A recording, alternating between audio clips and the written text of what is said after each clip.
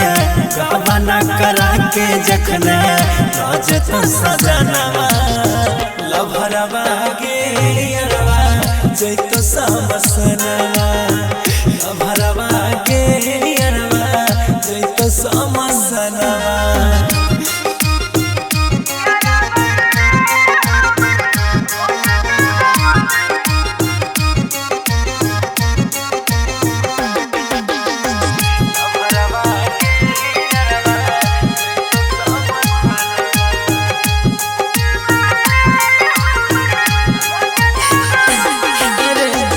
रही हो रे जानू तू अब खुशहाल में हर हाल में जाए पड़त हमारा ससुराल में।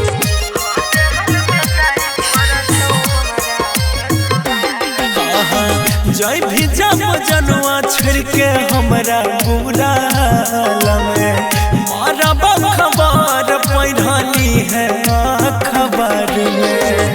कसहु तू अपन यारवा कसहु तू अपन यारवा मनैली हमना सोनमा रे लके चल जतो सजनवा लभरवा गे अरवा जैतो समसनवा।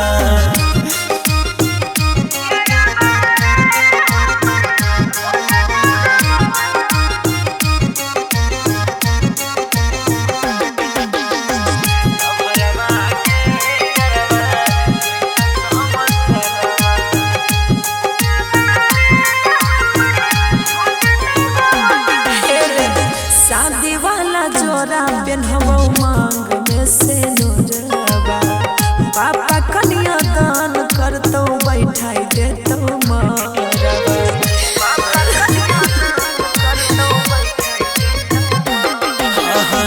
छोड़ा ही के राह जब हमरा ई प्यार के सोचे न चिहाल की होतो तोरा यार